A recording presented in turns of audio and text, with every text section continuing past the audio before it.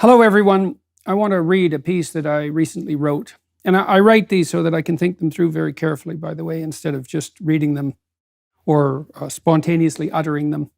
Sometimes that works, but sometimes you have to think things through in more detail. So this is about identity. I entitled it Identity Fixation, Degenerate Protestants and 2-year-olds. The great psychologist Carl Jung believed that while the fundamental threat posed to the integrity of the Catholic Church was associated with the temptations of centralized power, so the pull of authoritarianism, the threat to Protestantism was unconstrained factionalism.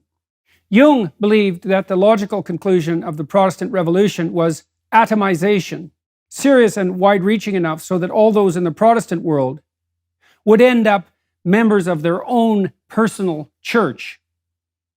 The wars that currently rage in our culture around issues of identity can be profitably considered in that light. The radical activists who purport to be on the left, and therefore standing for the oppressed and marginalized, have attributed to each individual the omniscient, omnipresent, and omnipotent power once reserved only for God. This attribution is most evident in claims insisting upon the unquestionable and purely subjective nature of identity. Each individual is deemed uniquely capable of defining who they are, not only for themselves, but for other people, a capability increasingly enshrined in punitive law. Furthermore, the epistemological grounds for that claim are equally, if not more, subjective. A person's identity is to be determined by what he, she, or they, or some other pronoun variant, feels. A philosophically preposterous claim, to say the least, given the importance of the issue at hand, which is, after all, the essential nature of a person. That vague and absolutely arbitrary feeling is deemed to exist utterly apart from any biological, physical, or even social grounding, leaving the observer to wonder if it is not at least implicitly regarded as the manifestation of some disembodied soul, and furthermore can shift and change with time, place, and whim in a manner also not to be questioned. This is all part of the philosophy of the authentic self, also a doctrine of something approximating the soul, where the genuine identity of the person is held to be found within a very ill-defined locale. What is that? Neurological, spiritual, heavenly?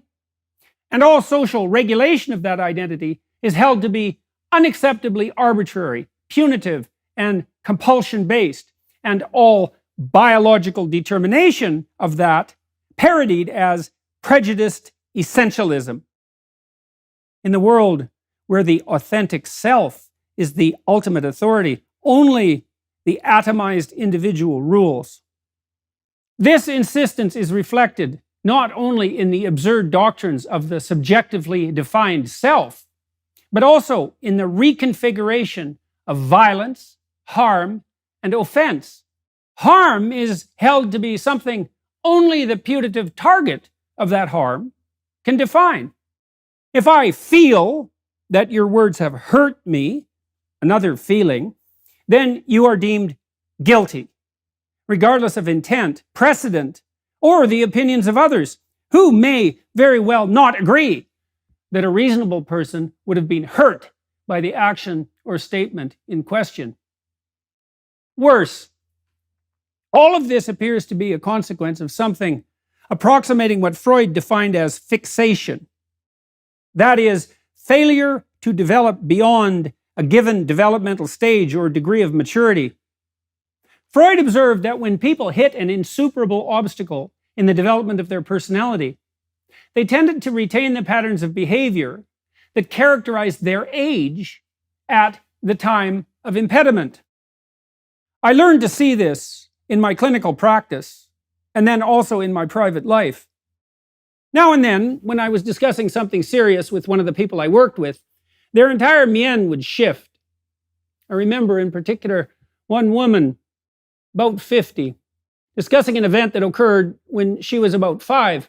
She'd been riding in a shopping cart, which her mother unfortunately left unattended, on a slanted road.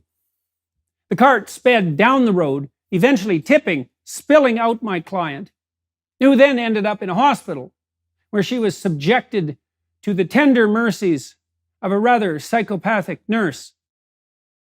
When she told me this story, her face and her body positioning shifted dramatically. It was as if her 5-year-old self was right there in front of me. I learned from this occurrence and many others like it to note very carefully any discontinuities, unpredictability, or oddities in the behavior of others, particularly if repeated, and to observe carefully to determine the age of the spirit inhabiting the misbehaving individual. Sometimes I could bring that to the attention of the person concerned. Jung recommended giving such partial, immature spirits of possession names to concretize their existence, to find out what they wanted in imaginative discussion, and to allow for clearer conceptualization of their existence. With regard to maturation, there is a large literature on the development of early aggressive behavior / childhood conduct disorder / adult criminality, all part of the broad class of antisocial personality disorder in the psychiatric / diagnostic terminology. Antisocial personality disorder is a pernicious manifestation, harming both those who manifest it, as they tend to be impulsive and self-destructive in their attitudes and actions compared to those who have been properly socialized, and posing the substantive danger to the stability of social organizations that criminals and worse clearly pose. The condition, really a pattern of perception and action, makes itself manifest very early in life and is characterized by both a disheartening stability and longevity, as well as a remarkable resistance to psychiatric or social remediation. There is a subset of children, overwhelmingly male, who, when grouped with others of their age, tend to bite, kick, hit, and steal. This proclivity, which characterizes about 5% of males, is evident as early as 2 years of age. In fact, 2-year-olds are the most violent human beings. If you group children in peer groups with others of their age, the 2-year-olds manifest the most overt aggression, relying on the compulsion of others to a degree not seen in more mature individuals. Now, 2-year-olds are not very dangerous, being small, physically unprepossessing, and soft. So, even when enraged, cannot pose much danger either to themselves or others. And they are certainly capable of rage.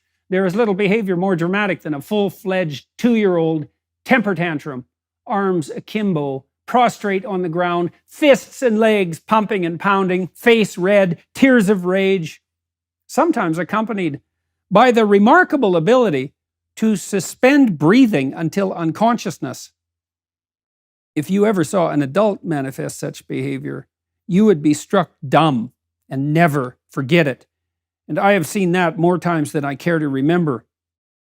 Clinical research has shown that although these intrinsically aggressive 2-year-olds exist, and these are individuals who are perhaps more aggressive than typical, even earlier than 2, for reasons that may be primarily genetic, but may also indicate disturbances in the earliest environment of relationship, most of them are socialized before the age of 4, a critical age for the instantiation of such socialization. According to the Freudians, this means that they have developed a superego, an internal representation of the external social order, primarily inhibitory in its effects, that forestalls that aggression. This is generally what people assume when they think of self-control, that primordial urges Freud would have associated with the id, that primal repository of animalistic motivation, have become subject to social control, compulsion, and repression.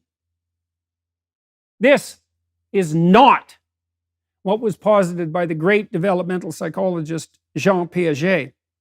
He had a theory of integration rather than of inhibition. This is a crucially important distinction, a fundamentally vital philosophical distinction, with profound implications for our understanding of child development, adult behavior, and social order. It is of vital importance that this dysregulated and aggressive behavior be brought under control, regardless for now of the nature of that control, by the time a child is 4. Why? It is normal for 2-year-olds to be, in Piaget's terminology, egocentric. Imagine that the child maturing from birth to 2 has a set of developmental requirements in front of him or her. At birth, the child is a somewhat unspecified set of possibilities, rife with potential, but lacking integrated control and physical skill.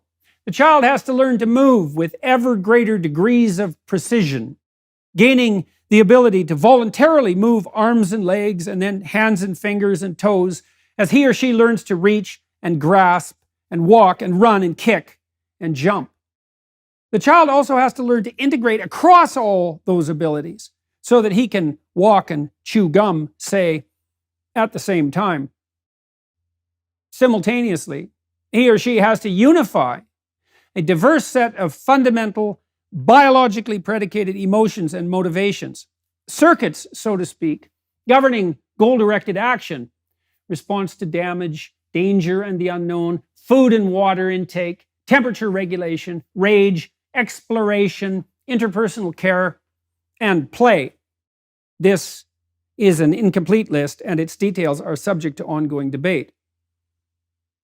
It is an error and a logical conclusion, in some sense, of the essentially Protestant insistence on the autonomy of the self, to assume that these diverse drives and impulses are subject only to inhibition as the individual matures, that there is a battle, in the Freudian sense, between the id and the superego, that all socialization is essentially a consequence of external compulsion, and that the social world is the enemy of autonomy and freedom.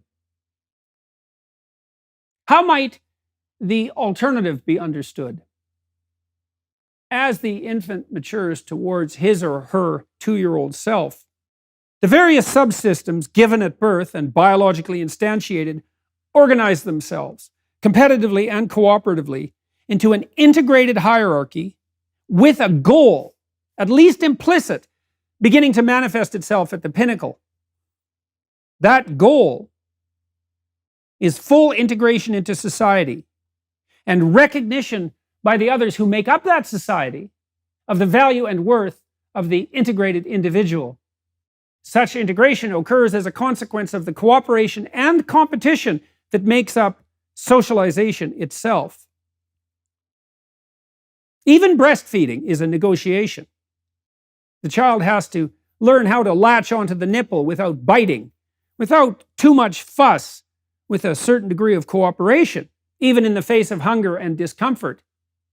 The child is best served not only by its demands, but by the impetus to maintain and extend the developing mutual care-based relationship with the mother.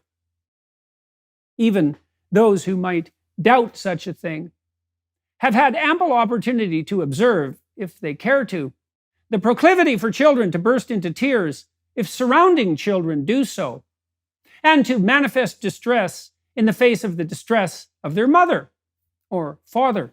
That empathy is there very early and is part of what regulates what might be otherwise considered the more basic and self-centered drive of hunger. The child must also learn how to balance fear with the desire to explore, rage with the wish to maintain social relations. The same applies to exhaustion. And the narrow desire to dominate, most importantly, with the wish to continue playing.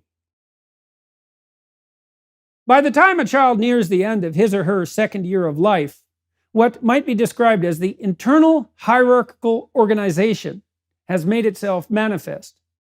The 2-year-old is in some sense internally consistent enough to be somewhat autonomous, and to maintain enough balance across emotions and motivations, which can still be powerfully disruptive, to manage long periods of voluntary exploration and self-guided play. But 2-year-olds lack the ability to integrate across others.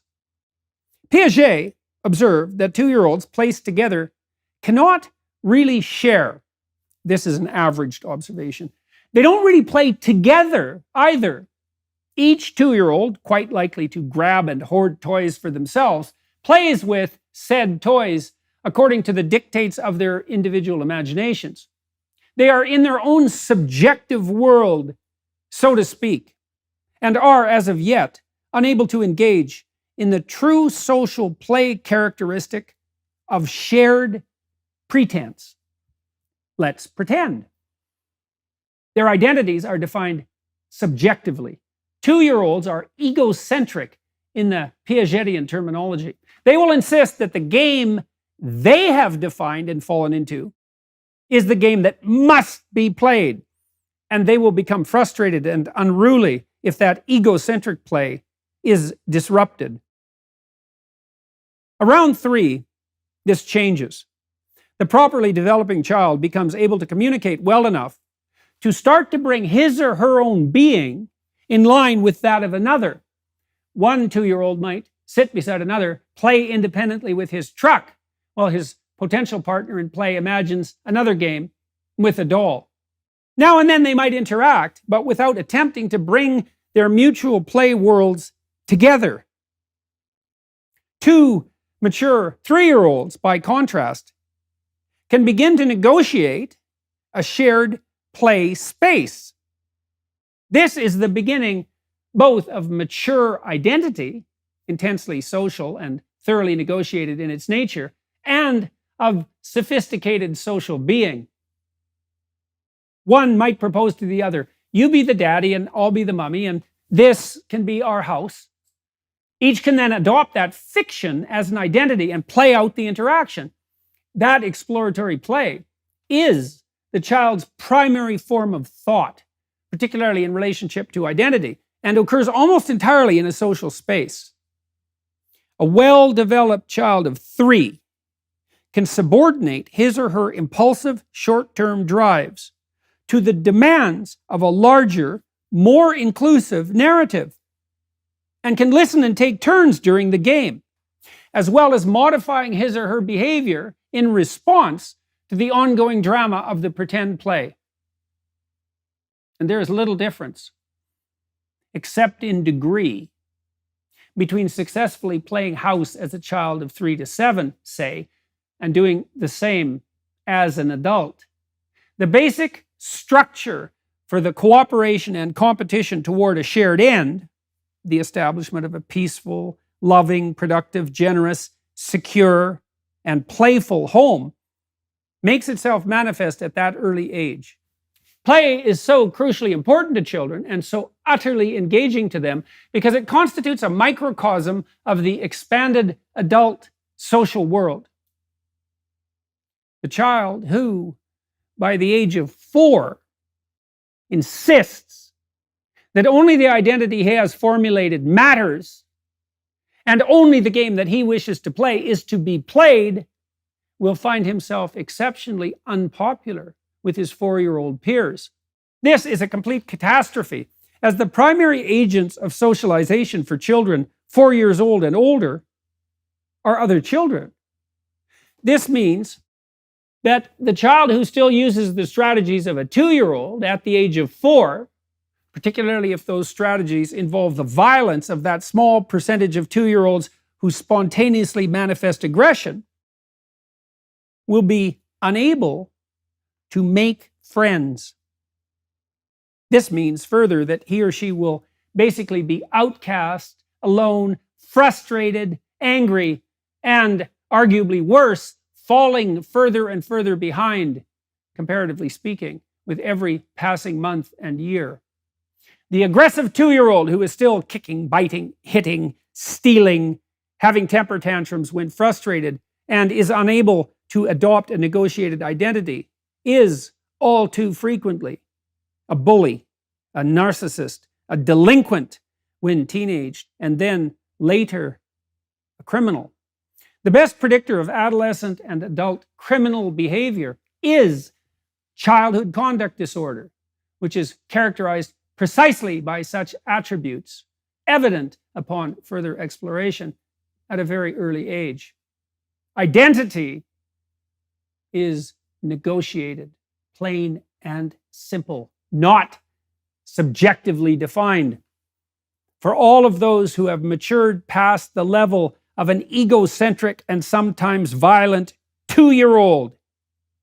And yet our society is increasingly predicated upon the insistence that such egocentric definition of identity must be accepted at face value, with all exceptions to that acceptance punishable by law.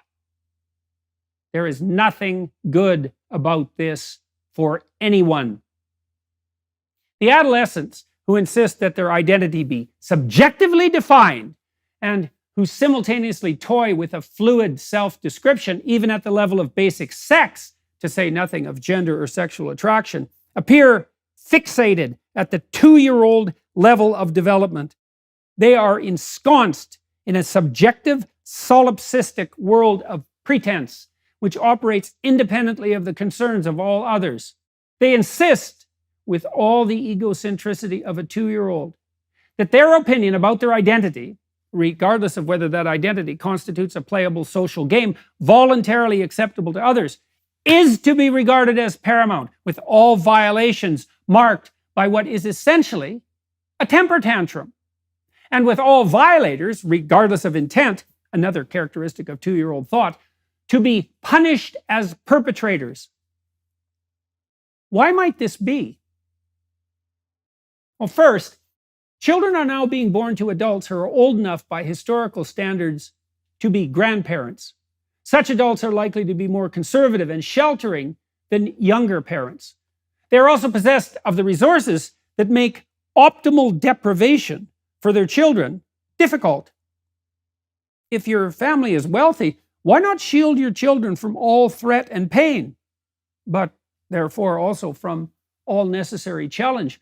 If your family is wealthy, why not give in to every material request and fulfill every whim, particularly if accompanied by an unpleasant emotional outburst, easily, if only temporarily, quelled by parental submission? Second, children are increasingly likely to be only children. And it is highly probable that much of the basic narcissism of the 2-year-old, developmentally appropriate at 2 but not thereafter, is negotiated or even pounded out by siblings who tend to be very intolerant of excess self-absorption and attention-seeking.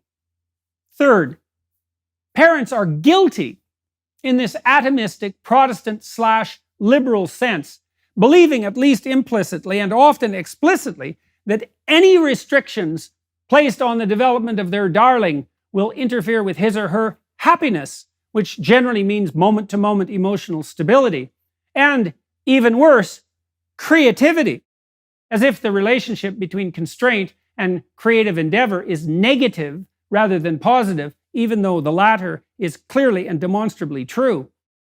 We are also likewise increasingly required to believe, and even sometimes actually believe, that all social institutions are predicated upon compulsion and the arbitrary expression of power, and that the relationship between the authentic and true individual and the social world is fundamentally antagonistic, and something our children must be protected from if they are to develop fully.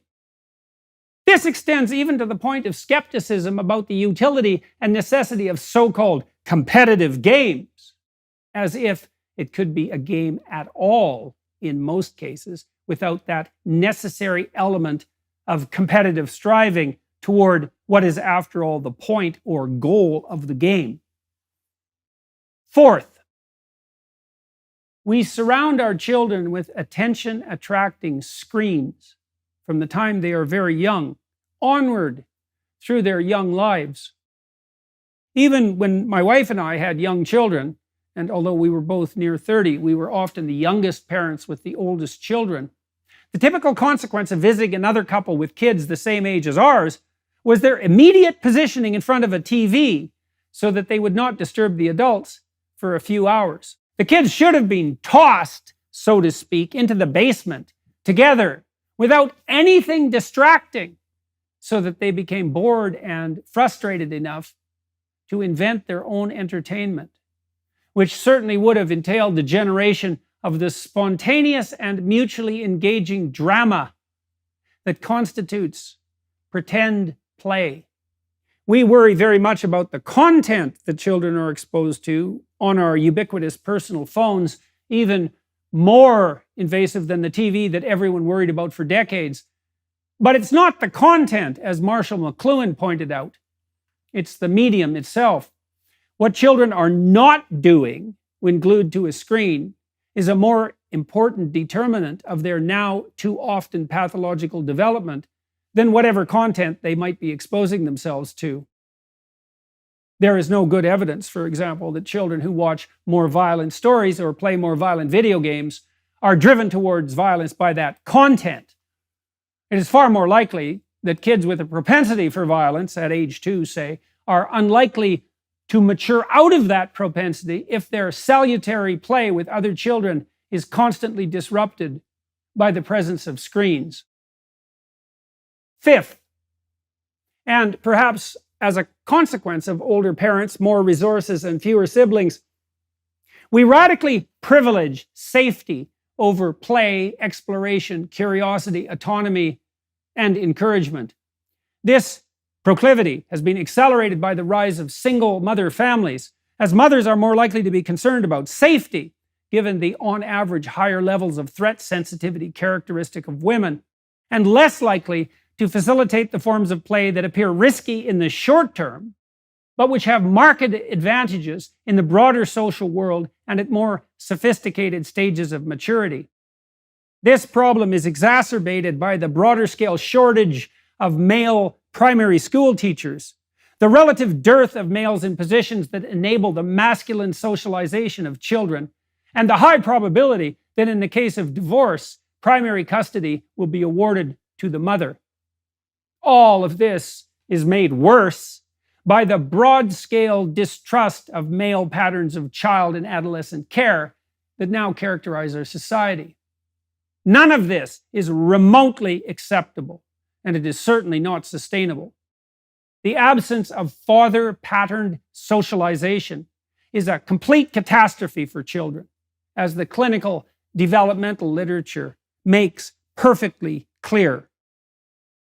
We have become so deluded in our theories of identity that we now privilege, to use that hated word, the solipsistic self-pronouncement of developmentally delayed adolescents, possessed though they are by the necessity to frantically engage in the kinds of pretend play they should have been encouraged to manifest when transitioning from the age of 2 to 3.